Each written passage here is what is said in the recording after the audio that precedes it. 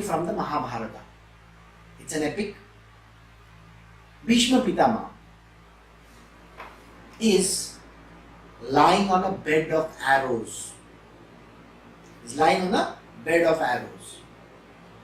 Now Bhishma Pitamaha was a very spiritual person. Though he was fighting with the enemies and against Krishna and Arjuna, when on his deathbed, by the way, he had Ichha Mrityu. That means he could die whenever he felt like. So, in the end, he calls Krishna over and asks this question to Krishna. He says, Krishna, can you please tell me what wrong have I done to lie on this bed of arrows for so many days? I have not done anything wrong.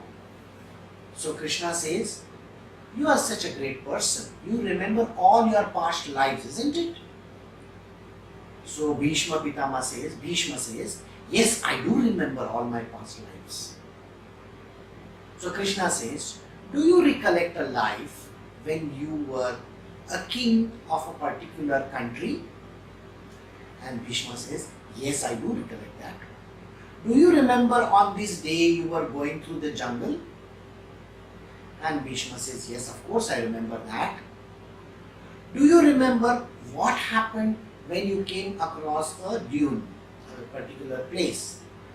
He says, when I was riding my horse, suddenly I found a chameleon, that small creature. It was crossing the path. Then Krishna asked him, what did you do? I stopped my horse just in time. Otherwise the horse's leg would have crushed that chameleon. Then what did you do? I removed my sword. I gently lifted the chameleon and put it on the side of the road.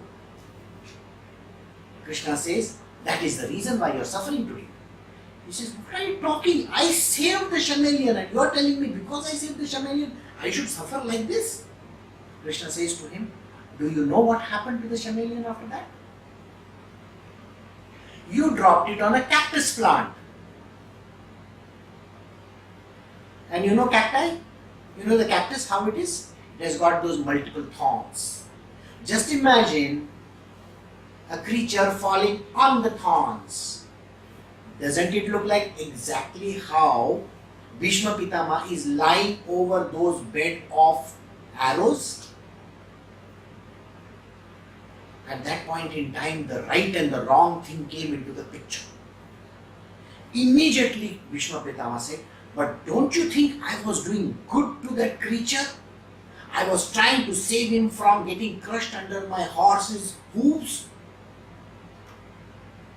And Krishna says, think about it. If God has programmed the death of that creature under the hooves of your horse, who do you think you are to save the creature? Any which way it was programmed to die with your hands. So you lifted it and you put it on the side, it fell on the cactus and it died a miserable death. So finally you killed him. This was programmed in the system. But you used your mind to try to save the creature.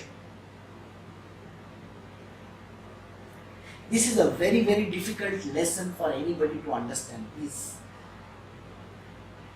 When we think, I am doing good to this world, or when you think that there is something that I should do, a villainous act, some bad acts, your mind has come into play.